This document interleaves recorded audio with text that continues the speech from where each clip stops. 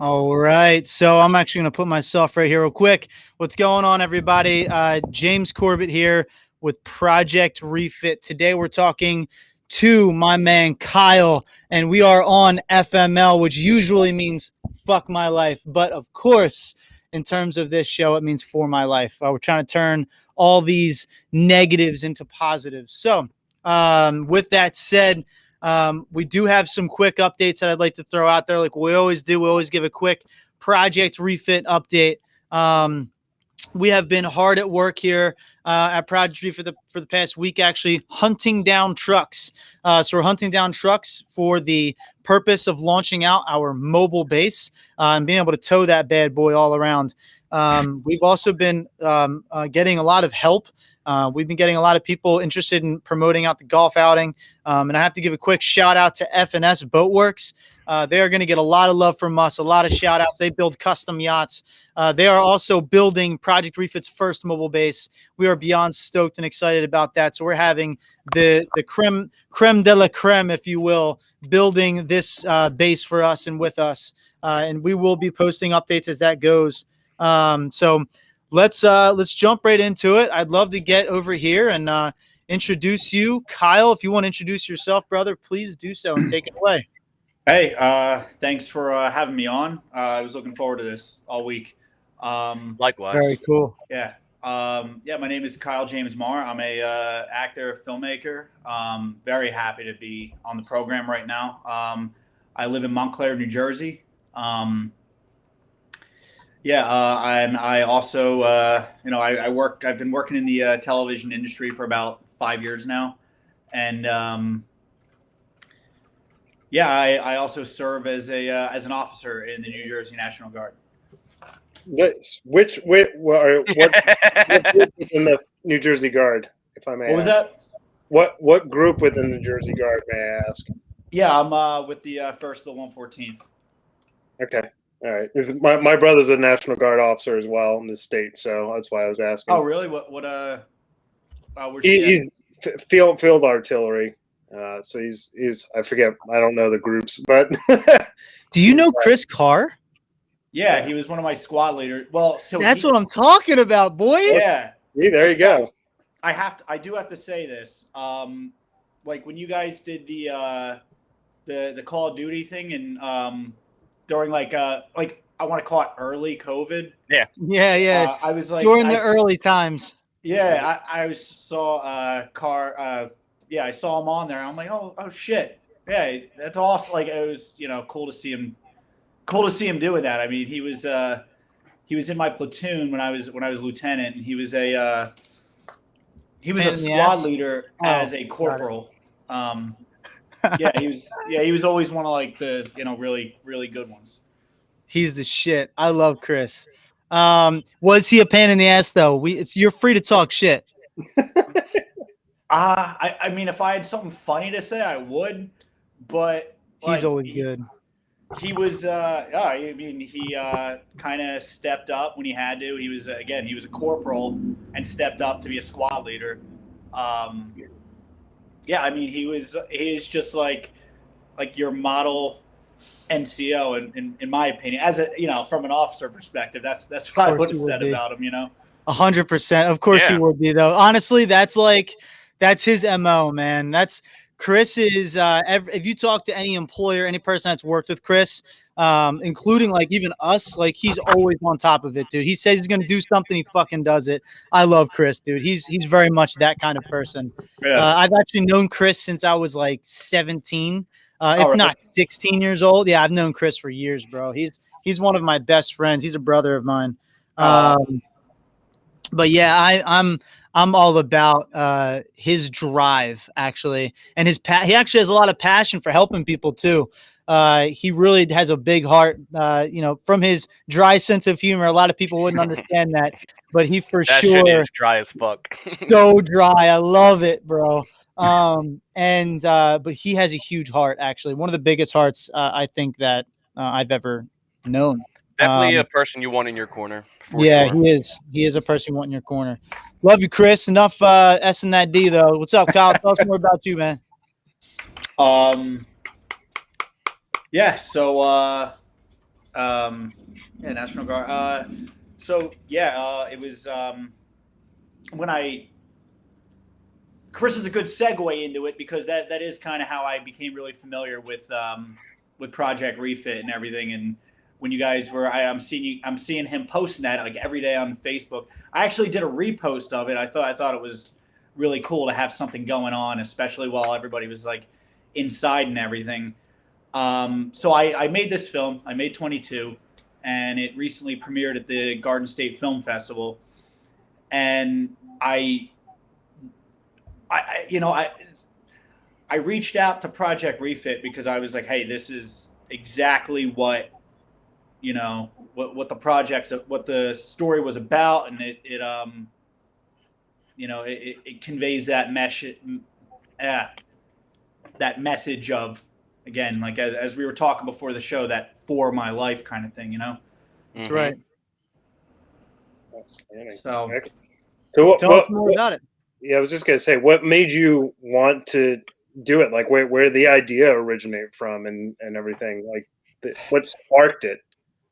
So unfortunately, I've in my life had to attend memorials for veterans who have taken their lives, and some of them were, maybe soldiers I didn't particularly know very well, but it doesn't matter. And then I had a friend a couple years back who did the same, and I think and something I noticed, and not noticed, but it's just something like that's done. Every time you see a post of someone who was either lost their lives overseas or took their own lives, and it's from that warrior culture, the until Valhalla, kind of just stuck out to me, and I incorporated that in the film, and really wanted to kind of show that. I'm trying to think how to word this. Not necessarily something that not only veterans can like relate to and really identify with, but more so for people who might not necessarily have ever served in the military, to be like, oh wow, like this is the turmoil somebody in your very own backyard could be going through. Fighting stuff that you don't even that you don't even know, you don't even see. That like on any other day you wouldn't even imagine that somebody could be going through. So the idea was just very clear and concise, and I came up with it. I was driving down the New Jersey Turnpike, probably going to drill or something, and yeah,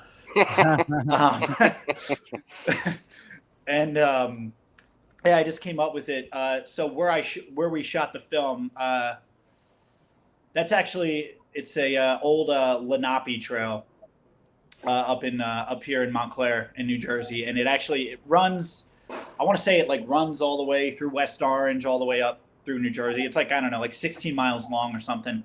And the part of it that I go to has this. I guess it used to be a reservoir, so it has this like giant cliff, and I would just go out there, take like a trail run, on the mornings. I didn't go today, but I go pretty much, I don't know, I'd say like 3-4 times a week. I'll run, and then I'll just like get to the cliff, just sit up there, and it's awesome in the morning, especially if I can get myself up before, like as the sun's coming up, to sit there, and you can kind of see like the skyline in New York City, and you can see Newark, and you can see like bald eagles and stuff flying around out there. It's like it's awesome. You're just surrounded by. Jesus Christ, that's like the most American thing I think I've heard in a long time. You're just like, I'm running to the mountaintops. I'm sprinting up there before the sun rises, and right there above there's a skyline. It's beautiful, and there's bald eagles screeching across the skies. Like that's what I'm fucking hearing you say right now, and I love it. Keep painting that picture, America. Yeah, it's I mean, that's literally what it is. So I actually I just got back. I took a trip down to Florida. So like I had one. There's a bald eagle. It like came right off the off the ledge. I thought it was one of the we have like a lot of red tail hawks up there. I thought it was one of them, and then I'm sitting there like an idiot, fumbling with my phone to like try to get like a nice like shot of it, and you know, I couldn't get my phone up, and I looked and I was like, oh wow, that's just like Old Glory itself. That is a bald eagle. I'm gonna That put is my so phone down cool. and just take this in. So I think I've gone up there too when I guess I haven't even necessarily been in a good place, and it's just been like a good thing to like sit there and like Escape. deal with it, and I came up with this film, and that is the setting, and it's 2 minutes long, and I reached out to a close friend of mine to use.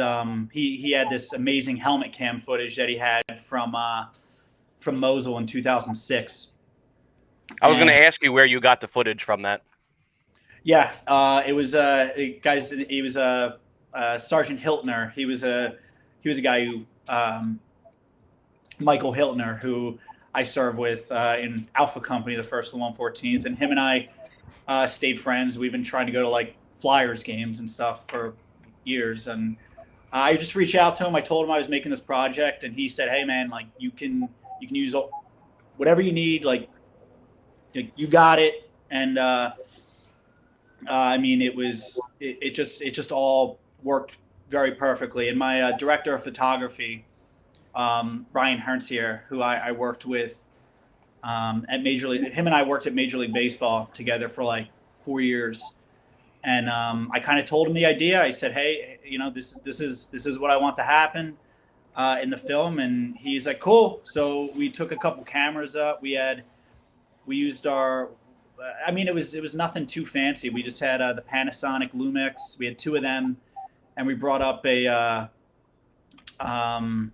drone, and just kind of shot it all in like a couple hours, and then the editing process was. I want to say it took me maybe a little less than a week, and then I mean, there it was. It really was. I would call it just kind of a piece to bring like a awareness to, again, what somebody, and in this particular case with the film, I mean, a veteran, and I mean, really the principle and the idea of it goes beyond just veterans. It's just like, hey, like somebody can be going through something in your very own backyard. That guy who looked at you funny at CVS or whatever. Like you don't know. Like you just I have don't a know. question. Yeah. Did you ever have a moment? I know we were talking about it a little bit. You said that you just became like a paid actor and stuff like that, and you were you were excited about that shit. You're like, fuck, I did it. I'm getting paid to do the thing that I love. The ball was rolling. Yeah, that ball was pumping along, and you're getting it done, and then fucking COVID, Rona. and that kind of like slowed things down. And yeah. Am I breaking up real bad, or can you guys? No, hear you're me? fine. I heard everything you said. Okay. All right. So, yeah, my bad. But yeah. So when it comes to that, I would love to hear about, because I love that idea. Right? We're painting a picture right now of, hey, there's guys in your backyard that are struggling. That's actually something Project Refit with our mobile bases. Mm-hmm. We want to hear about those guys that are struggling, right? And then the family member calls up Project Refit and says, "Hey, can you come on out with your mobile base and come show up and set up and support this guy in person, welcome him home in an intimate, fun kind manner." It's like, hell yeah, we'd love to do that, right? But when it comes down to it, we also love to hear testimonies, and like, you went through some bullshit, even if it's not related to the military, it doesn't matter, because I'll tell you what, struggle. And anybody that hears it, right, exactly. So if you have any time that you were going through it and you've overcome it and you are now for your life, let's lay it out there, bro. Like let's talk about that for a second. Let's dedicate a few minutes to that. I think yeah, I mean, I can, if you're comfortable. Yeah, it's fine. I can say that I had definitely a period in my life. I've been living on my own for quite a while, and it's kind of like you have that feeling, I guess, when you're, and I live probably, I don't know, like 2 hours away from my family, and you know, you have your friends, you make your friends up in an area when you move to a new area and you become established there and everything. But you know, it's not necessarily a place where you're like, yo, dude, like I'm not, I'm not doing so hot. And I could say that I was working a job and I was there every day. I mean, you know, and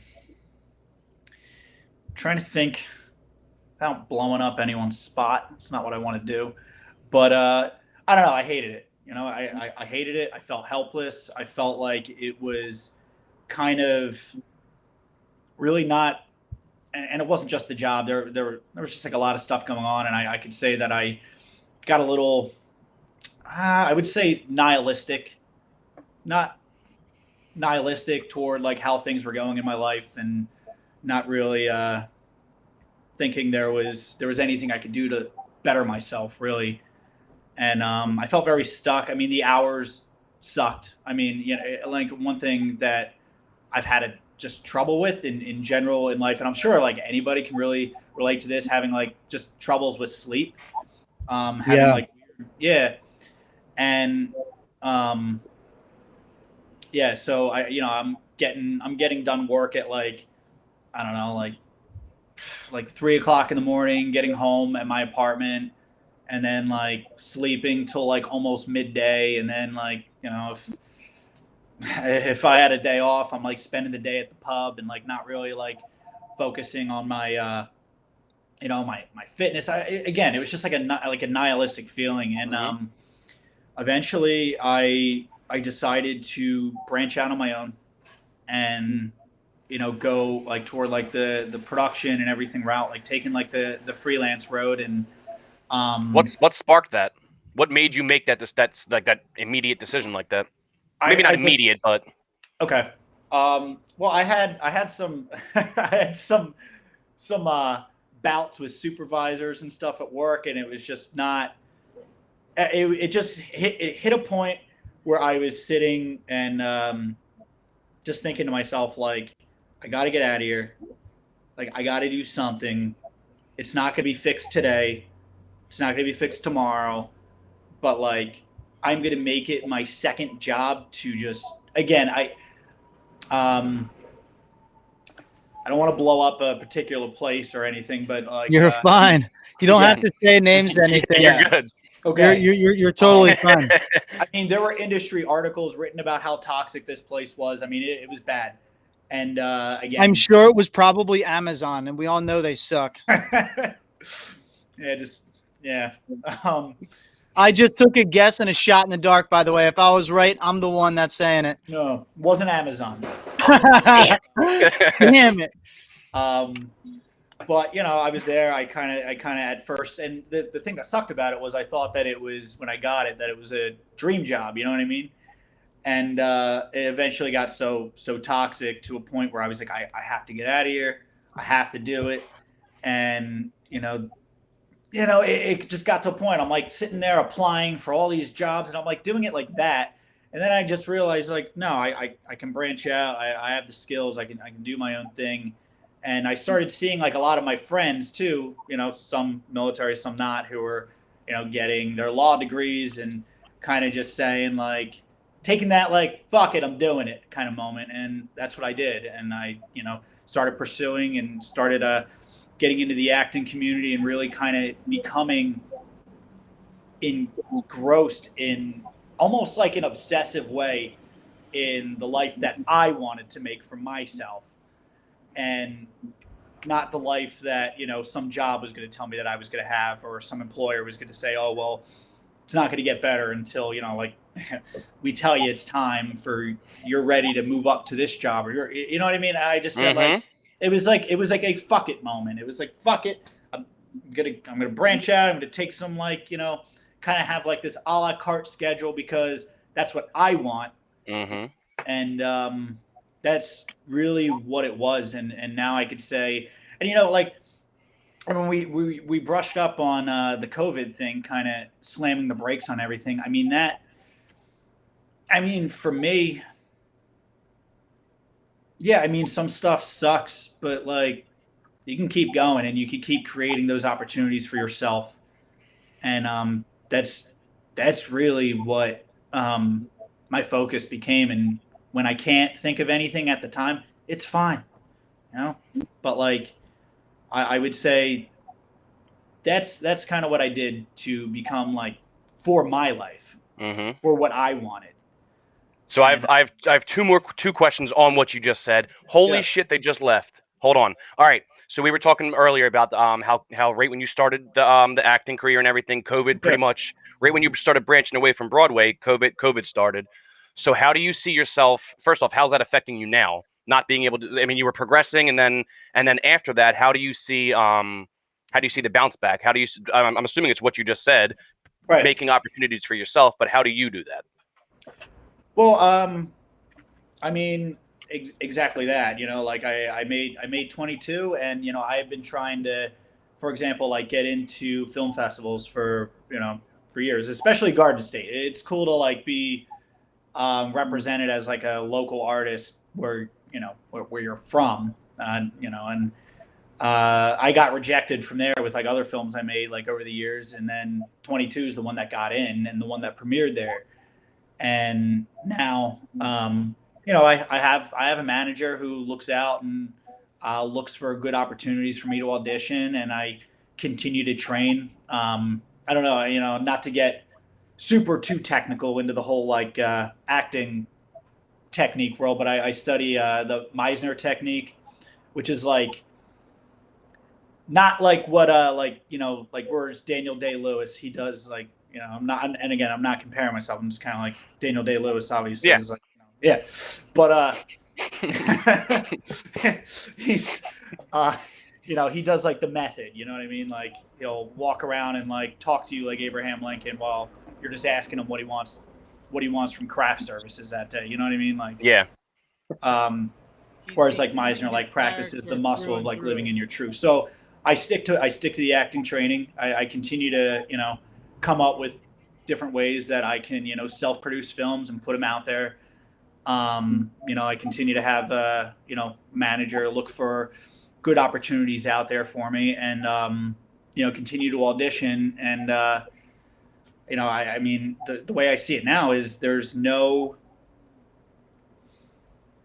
bounce back isn't definite, right? I mean nothing's guaranteed, but as long as I can keep my momentum moving, who's to say that an opportunity that I don't even know exists, pops up, or something happens with something that I create myself, and quite frankly, that's the way I see it. Just keeping the momentum going and not getting too down on yourself, and not kind of saying, well, this is the situation and this is what the situation's going to be forever. No, Because it's like, not. yeah, no, and it's like, It yeah, seems exactly. like it is. It honestly does seem like it, but it's not. It's like you said. It's not a definite. It will end at some point. But I think Right. you keeping your momentum, just like you said, that is getting the like or that is the bounce back in my mind.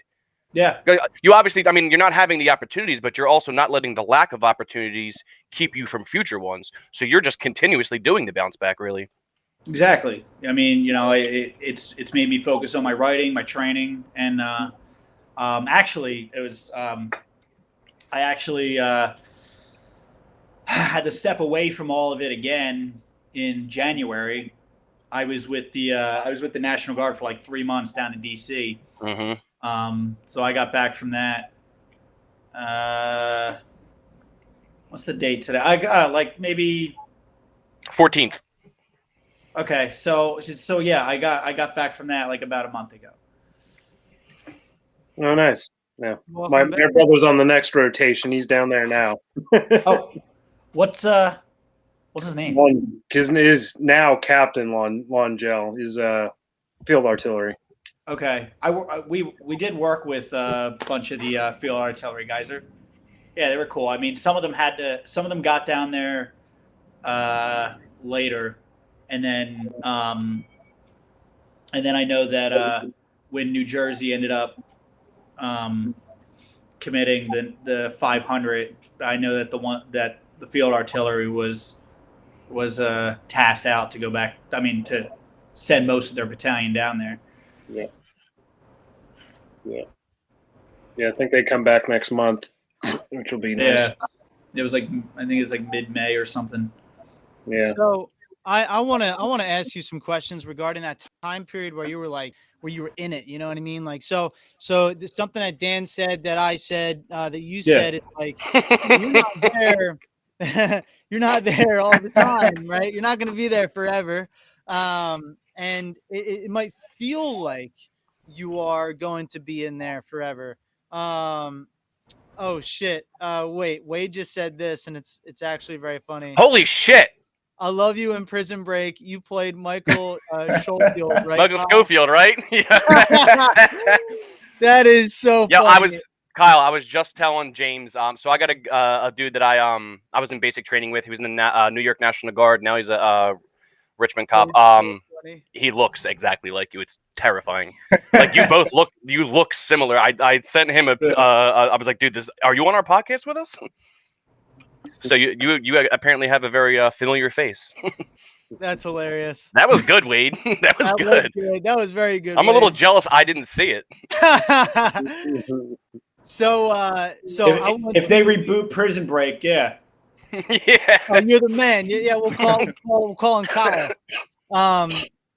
But I kind of want to jump into that. I want to talk about that because I think it's important for people to recognize that if you're in that moment now, it's not forever. Like, I know it seems like it. It's okay to feel like it is. That's actually normal. Forgive yourself for it.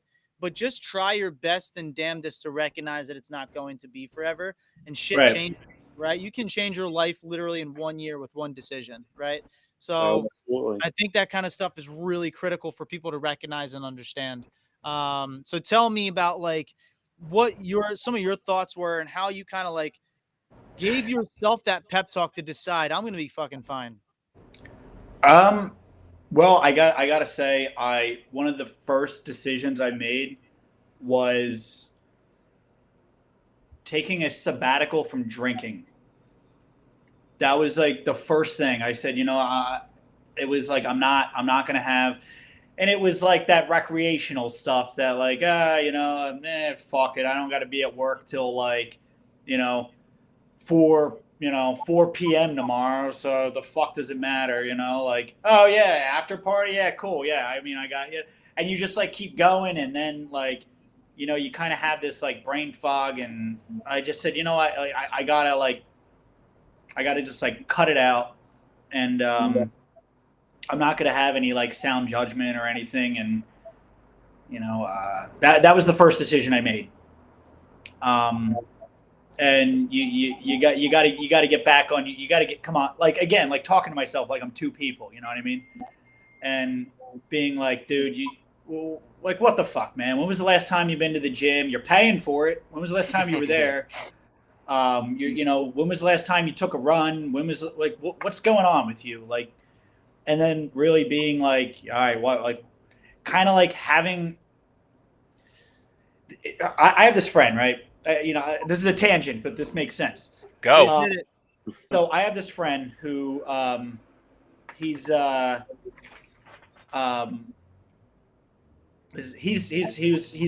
a veteran. And his name's TJ Hickman. He's an awesome guy. I went to college with him, and I was talking to him, and he was like, going through this time, and he said, have a dialogue with your stress. Talk to it. He's like, have a board meeting with it. Sit there and be like, why are you doing this? Like, what the fuck do you want? And what do you want? Like, what, and really starting to identify it. And if like you really can't at the time, just like it's almost like you're interrogating yourself. And then eventually it comes out. Well, I go out and I I'm like a hooligan at night and just drink till the bars close, because what does it matter? I gotta be at work at like weird times, and my sleep sucks, and this sucks, and it's like, okay, well, and then well, how is that helping you? It's not. In fact, it's making me tired, and it's making me irritable and like forgetful, and okay, and it's like, but, and then then the stress would respond. But the bars are so close, you don't even have to drive there. You can walk. And I'm like, yeah, that's good. At least you're not Good getting point. in a vehicle, you know.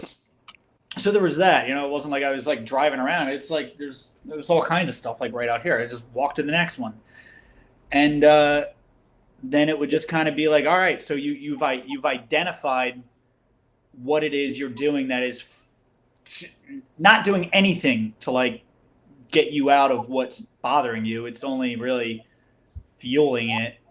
I mean, what is it? There's a there's a support group for people who hate their jobs. It's called the Bar. Like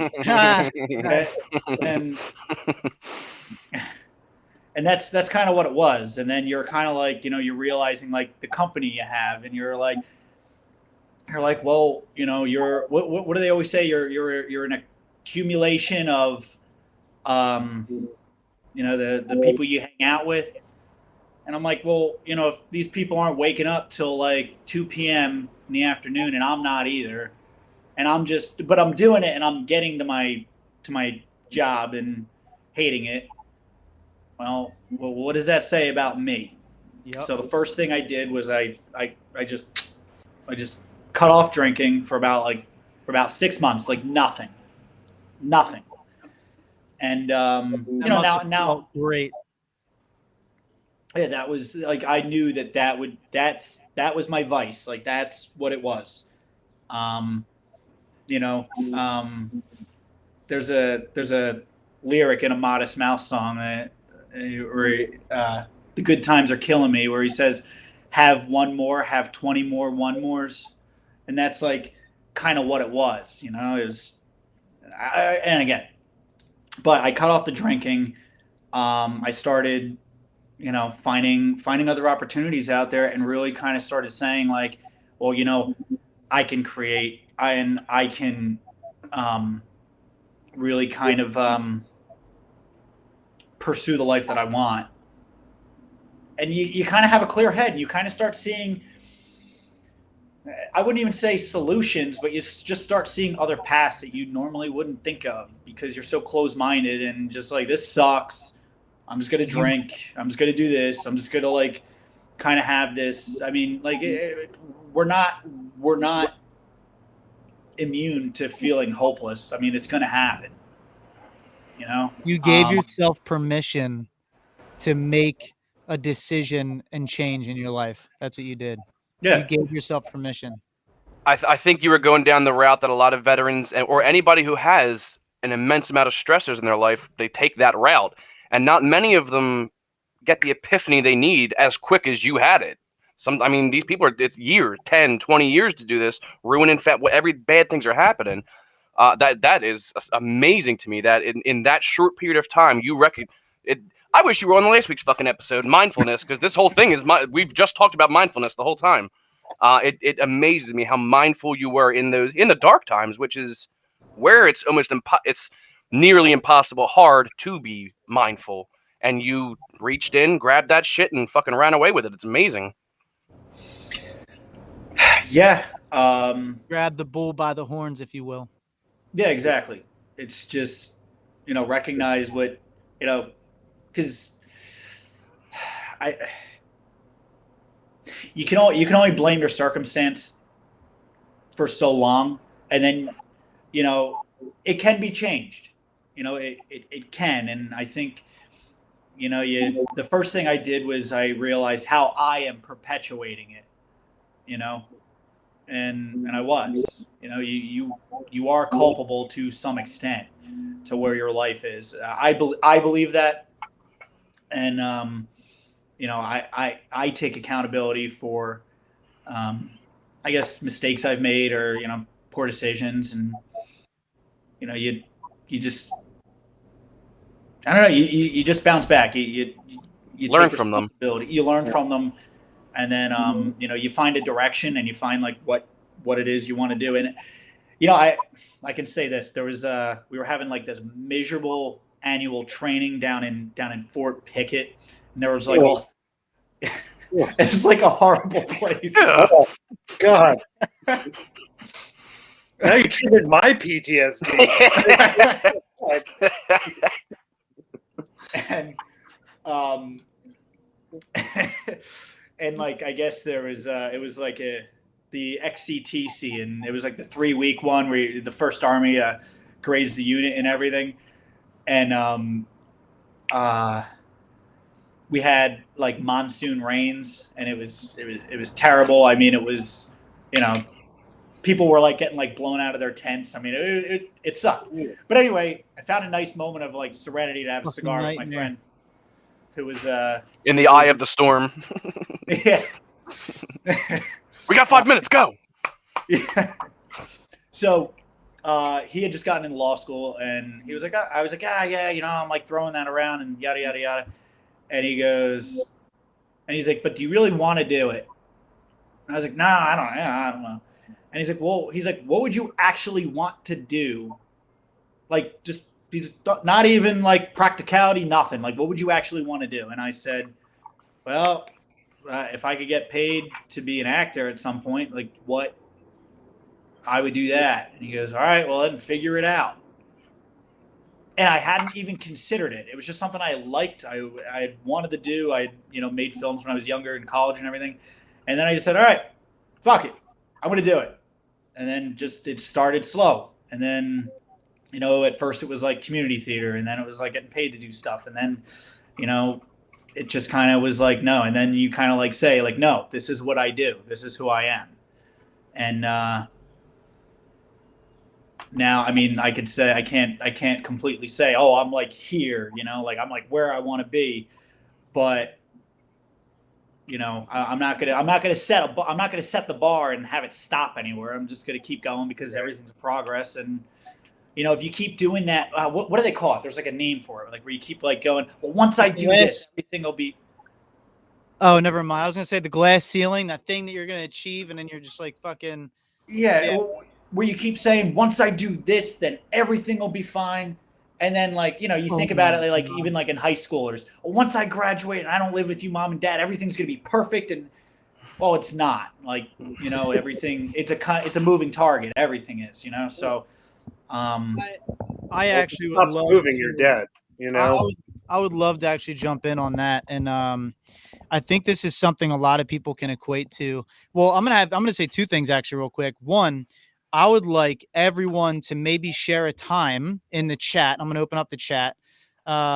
This is always a moment where it's like we're either going to have a bunch of people messaging or it's only going to be us talking and there's nothing happening over here. But I want to open it up to anyone that had a moment in their life where they had that epiphany of shit. It's actually every single moment that matters. And it's not oh, this is the thing that I'm going to reach and then I'm going to be good to go. So I'm actually going to jump in that because Kyle, I think that actually brings up a great mindset technique, right? It actually goes back to mindfulness in a way that John McAskill was actually bringing up, right? Being in every single moment. I actually had to do that for myself with everything that I've been building for years now. I actually used to say, as soon as I get this, I'm going to be okay. As soon as I get that, I'm going to be good. And I wasn't actually paying attention to the very minor things that were happening in front of me. Like Wade and I were actually on the phone last night until like 3 a.m. talking, right? We're just literally just shooting the shit. I think Wade needed to just get some stuff off his chest and just talk for a little bit, and like, talk about what's going on with his girl and his life. And I was talking about shit's going on in my life, thing that's happening.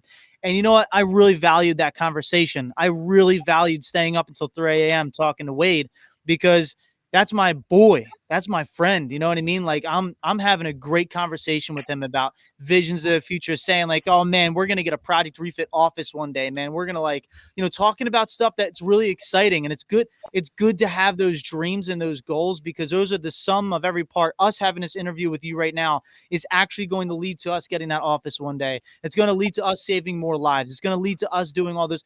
Every single little part that matters, right? Dan and I having those fucking conversations, man. Like Dan and I like staying up together, talking about, dreaming about shit that we're going to be doing with this fucking thing and how we've already achieved so much. Chad jumping in on these conversations, Chris having those conversations with me, like Project Refit is giving hope to so many people. And it's like, I almost missed all of that. All of those incredible moments of those mini and micro conversations because I was in my own fucking head, right? Like I think people need to learn to sit back and enjoy those moments of even the struggle when it got hard, when we were thinking about like quitting or stopping or whatever. Fuck quitting. But like, you know, having those moments of like, ah, what am I doing? But like, dude, that's actually a part of the beauty of building something special, you know? And I think that's like what creates this incredibly powerful story. Dan, I think you were gonna say something. I saw Yeah. you. So like, I don't like that's something I struggle with daily, like with my PTSD still and everything. Yep. Like I don't live in the moment. I live in the past or the future. That's just what happens. My brain's wired that way. So it take like when we went and dropped the fucking trailer off at behind that building. And you were mad fucking excited. Like I'm like, oh yeah, no, this is nice because I'm not even fucking thinking about it. And yeah, we just got a trailer for the mobile like, and then I go home and I'm like, oh, that was pretty fucking dope, wasn't it? Where it's you start saying shit in the moment now, and I'm like, okay, let's focus on this. We got the trailer. We were looking for a truck. I was in generally good mood. We're looking for a truck. I was living in the moment. Yeah. It takes, I A think, lot of work. especially because of me, the way I am. I'm a very, very pessimistic person at times. And then it just feeds. It feeds off of it. It's a smorgasbord, if you will. So I missed all that stuff in the beginning with Project Refit. Like I understood it, like it's there. I know that it's a good thing, and I'm happy and great, but it's not registering. It's not hitting me in the heart that we are doing amazing. 2 weeks later, a month later, yes, it resonates eventually, but it's. I think that's one of the bigger struggles is when you get stuck in you don't feel it all, then you feel everything, then you go back to being numb again. When you keep bouncing back and forth, I think you lose almost a certain grasp on reality maybe with that. And then through the years of therapy, I've been in therapy since 2016. I guess that has helped with the recognizing things in the moment. But it's Project Refit is really what did it, because I can tell you now, if I didn't have Project Refit, I probably wouldn't leave the house. Like in the beginning when it first started, when I came back and was because I had the breakup right when I came back, that fucked me. I would have been a miserable person. But even if it took a week, a day, a month, a year for me to recognize what we are doing with Project Refit, then it kind of evens it out, I guess. But I'm obviously still am working on recognizing things in the moment. It's a challenge. Of course. You know, I'm actually going to share something with you too. When we picked up the trailer, I was actually going through some really challenging shit at that time.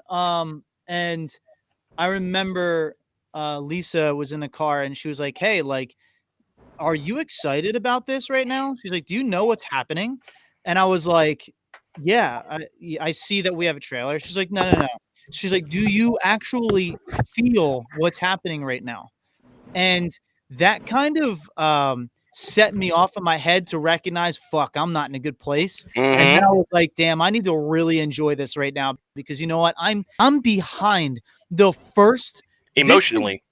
dude. Yeah, exactly. Yeah, yeah. I'm behind the first mobile base. We just achieved something that took years and grinding and marketing and power to fucking push through to get. And teamwork, right? I think I said that. I don't know, but like a ton of fucking teamwork, right? And it was super special at that moment when I was behind the trailer. And you know when it got real? When a fucking car almost hit it and I almost lost my shit, bro. They cut me off. They almost hit the trailer. I was like, what the fuck? That's my trailer. You know what I mean? Like, that's fucking Project Rich trailer right there. Don't you fucking go close to that shit. Dude, I was losing my mind at that moment. And it happened 2 more times. And I was like, this is my baby. Fuck that. And I was riding on the ass. And I was like making It's sure a Jersey thing. Front anymore. But that's when it actually hit me, was like when I got Protecty. So I mean, like I do understand, actually. I get it, Dan. Like, it is hard, man. Like when you're going through shit in your head, it's hard to get into the moment. And sometimes you need to fucking Rocco, what the fuck is wrong with you? and say some bullshit like that. Rocco, unreal. So we had some pizza the other day when we were building the mobile base, and the pepperoni was like this, like folded up or whatever, like curled up, and it looked like little foreskins of a penis. And Rocco had to point it out. So the foreskin pizza. The only person who would. Wow. Oh, unreal, Rocco. Rocco also said, you have a brilliant mind on with you boys today, working with working with him was a pleasure. Good to see you, sir. So Rocco loves you. Want to make that clear and known. That's really cool, man. Kyle, seems like you're a good dude. I'm Yeah, happy with the interview. I mean, like you a revered are leader. cool so far. But it seems like you're a good leader to your men too. I mean, especially with how much like us enlisted dog shit on officers. The fact that Yeah. you're getting some respect shows. Yeah, yeah. Rocco was he was in my platoon as well. He was a very motivated dude. I love Rocco. Yeah, he's a good person. Yeah. Foreskin think- feet bullshit though. Unreal. Bringing that up again, man. Oh, I'm sorry. Go ahead. I'm sorry. When I was I think I guess as a I'm a captain now, and I think that advice that I would give to anybody who wants to go into the officer corps, I mean anywhere, any branch.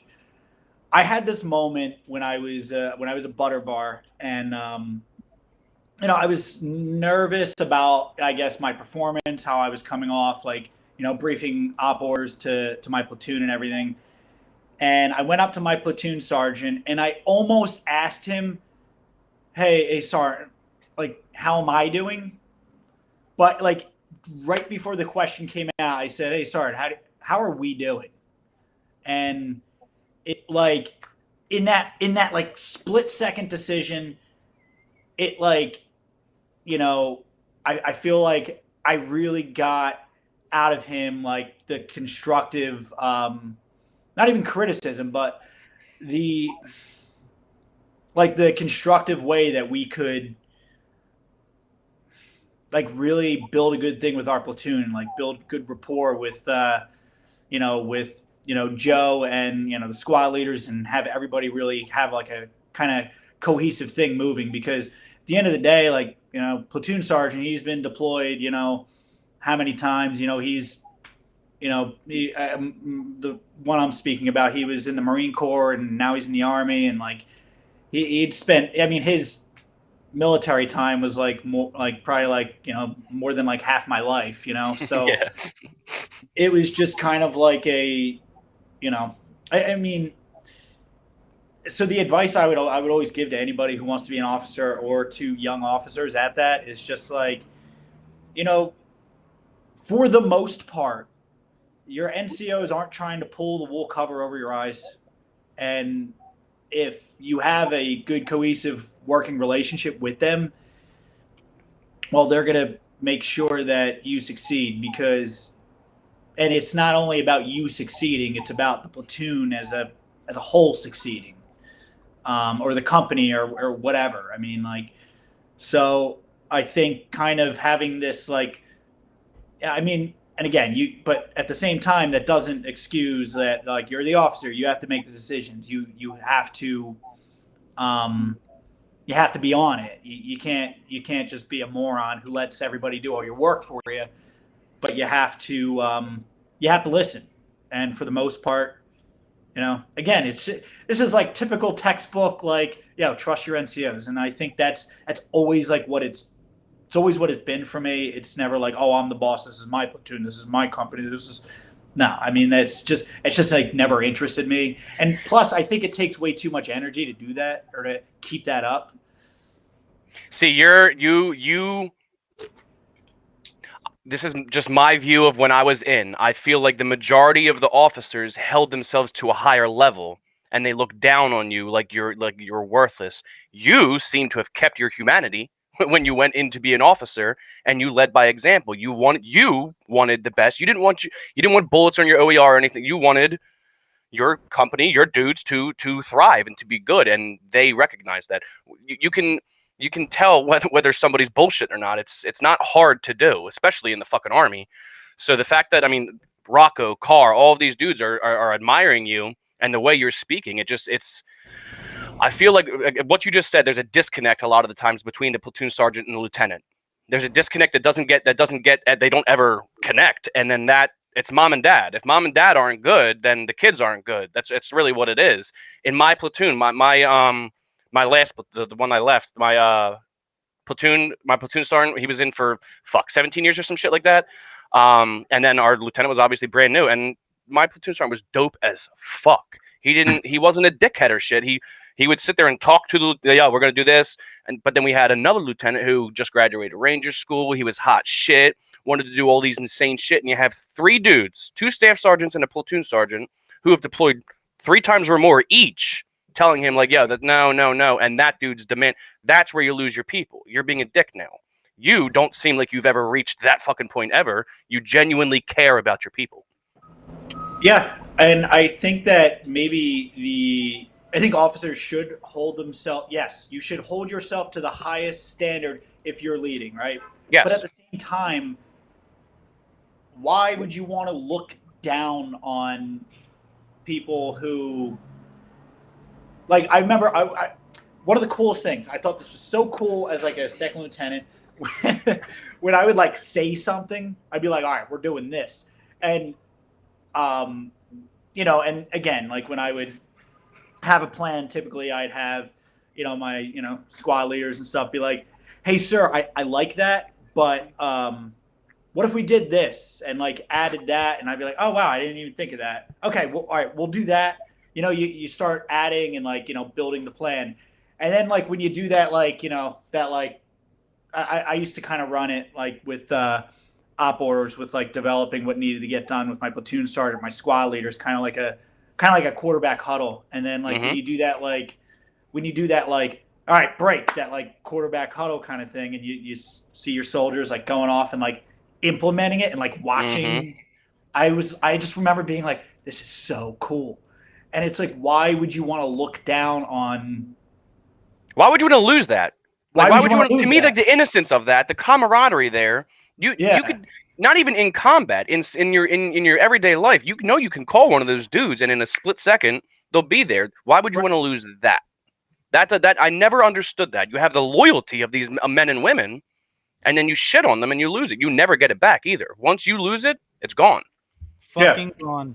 I think that actually, I was just talking to somebody today, and it was actually a really nice compliment. But to us, to the group of Project Refit, by the way, it was a really nice compliment. And I told them how at Project Refit, and we actually discussed this last week. Dan, Chad, I think you were on the call during it too. But Dan wrote up this story, right? He wrote up his story and shit like that.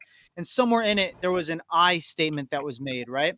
And a me statement, I think, that was made. And I think the thing that, and I was like, I love this story, but that's one fucking part of it. And then the reason why I brought it up real quick, Dan was like, fuck yeah, you're right. Chad was like, absolutely. Everything we do here, volunteers, co-founders, board members, it's all a we, it's all in us.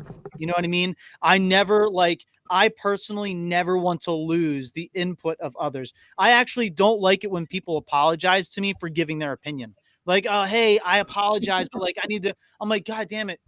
Stop apologizing. You don't have to apologize for having a voice and an opinion and like something that matters, an idea. Like, bring it, baby. Especially if it's like against something we say or believe. Like, we are very fucking open to changing our points of views.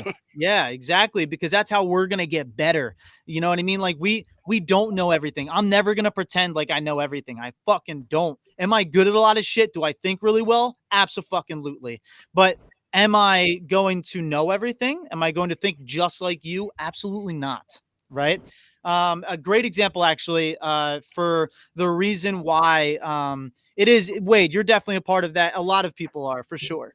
But a great example of why people matter and people from different backgrounds matter. So recently so I have a for-profit on the side that I'm also growing to eventually fund Project Refit, actually. And one of the things that I am adamant about is getting, again, the input of others. And this guy, his name is Tyrone Dennis. So he's a black guy. He's African-American, police officer, worked in gang units and shit like that. He's one of my partners.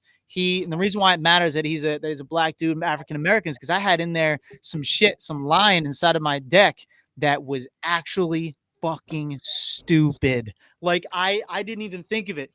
He actually said, he was laughing his ass off and he was like, bro, that is the whitest thing I think I've ever seen you do. And I was like, oh no. So what happened was I actually put the very first slide, dude. It said, cases of cases or details of cases of suspects were hung on trees and in saloons. He literally was like, go back to that first slide, because I immediately clicked over to the second one, not thinking anything. And I can see by your faces right now, you're like, what? Hung on trees, boys. That was the thing. He was like, bro, you got to take that shit the fuck out. And I was like, oh my Like God. yesterday. Dude, I was like, I didn't even think of that shit. And he was like, yeah, man. He's like, change that wording for sure. So now it's placed or posted. I'm sorry, it's posted on trees and in saloons. So having different backgrounds and outlooks absolutely helps you get better. You know what I mean? So I love that you take that approach, and I think it's going to serve you very fucking well into your future for sure. And obviously, I mean, we're right now in your day for the fact of like how good you are at being a leader, and it's very obviously coming through right now with guys reaching out saying how good that you were, and you know, like, oh, he's a smart guy and all this other shit. Like you're getting love for sure, and it's a testament to you, man. You should know that, and you should know that you're a great leader. So fucking amen to you. Yeah. Thank you. Of course, bro. So Wade said, I think the prestige should be shared around the military. The problem with morale is that leadership tells you that you're dirt. So that's the level they will operate on. We should all want to be exceptional. We should all inspire. That's nice. Yeah. And I think you look at people who you know, you look at people in. I'm trying to think how to word this. Like, I don't know what leadership should be telling any soldier that they're dirt. I believe that that's happened, and I believe that that happens. But I don't understand that. I mean, you have, and I can give you an example of, you know, just different like dealings with enlisted soldiers I've had. You take someone like, and I'm going to use Chris again. Like, you take someone like him who, you know, when I got to the platoon, he was a specialist, and you saw that, all right, he's not, you know, he's got his corporal, and then he, you know, was a squad leader as a corporal. You see people who just do the right things, and then, you know, they know the right stuff, and they get pushed up in those leadership positions because they're trusted by their senior leadership and everything. But then sometimes you have these soldiers who, they're usually good, and something happens along the way where, you know, they're catching attitude with NCOs, and you don't know why. And, you know, the first like knee-jerk reaction is to want to like yell and discipline and, you know, get it on paper and everything, which, look, if it's a chronic case, like, yes, I mean, yes, absolutely. But sometimes I think it's better to like try to reel somebody in and be like, hey, you know, like, soldier, like, what's going on, man? Like, you're usually, you know, you've been late to movement, you've been late to you know, what's going on? Like, and then sometimes you find out that they're going through some shit with their home life, and you're like, hey, like, if you need anything, or sometimes that just works, like reeling someone in instead of cutting them off. But, you know, at the same time, you know, you do have your soldiers that no matter how hard you try. Yeah, because I mean, they're people too, and there are some people who probably should have never came to the military. In all honesty, that was going to be, yeah. I had a captain who I went to Afghanistan 2013 to 14, then in Africa 14 to 15, and then right after Africa, I was doing behavioral health. I noticed there was some fucking shit wrong with me. My nipples were leaking pus because I was just so straight. Yeah, it was insane. Wow. So I started behavioral health, and they were trying to. So I re-enlisted in Africa for Germany. So I was supposed to go to Vilseck, Germany, and they nixed that. So they were trying to force me onto a deployment to Kuwait. And then I would have to extend a year just to go to Vils. My captain, I'm doing behavioral health. I'm talking to therapists. And my captain was trying to force me on. And he said, if I don't go on the deployment, I'm of no use to the army anymore. Why? Like, who are you to say that? Number one, fuck you. Yes, I don't give a fuck what you say. I've probably done close to what you've done. But yeah, I mean, he ruined that unit.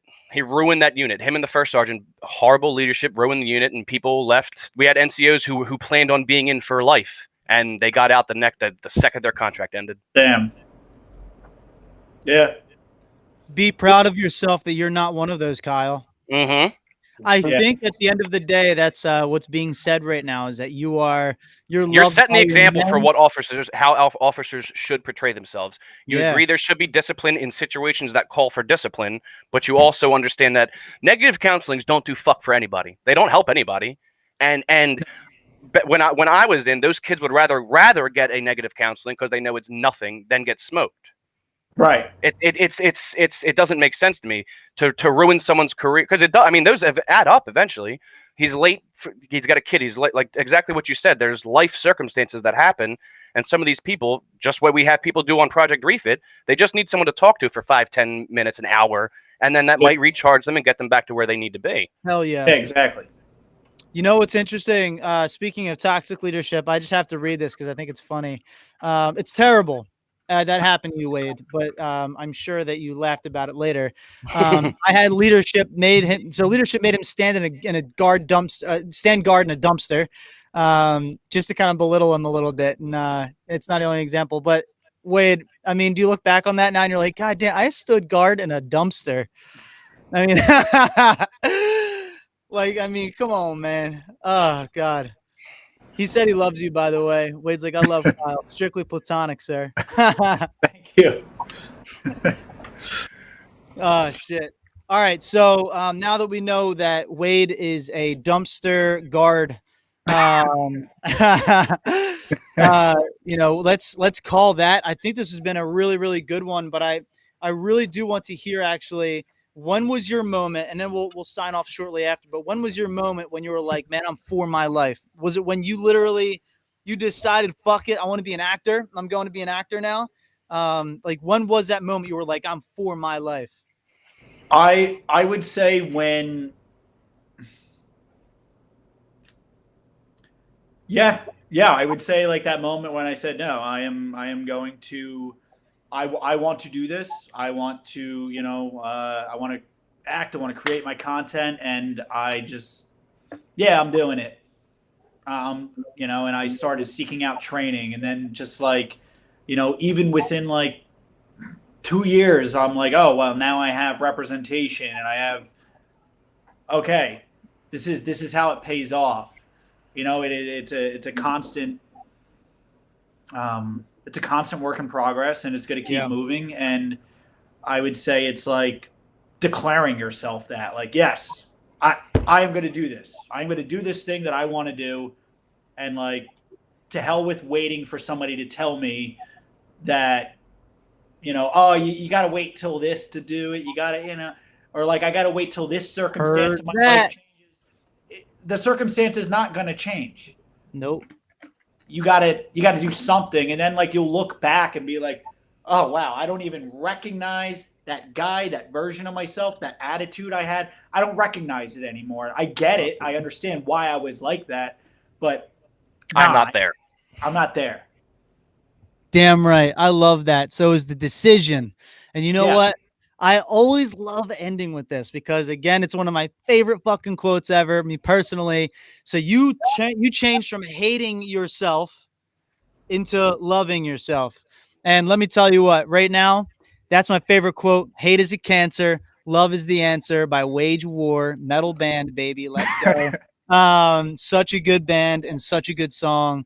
And I think that's the way we end it right there is make that decision for yourself. Genuinely make that decision for yourself that you're going to change your life. You're going to work harder at focusing on those moments that you are enjoying, those moments of struggle. Actually enjoy the moments of it. You know, embrace the suck, if you will. I mean, I know you guys say that shit a lot, but genuinely embrace that shit. And if you need to embrace it with a brother by making a call, hey man, I'm fucking going through it. Can you be in this suck with me right now and let me fucking vent this shit out?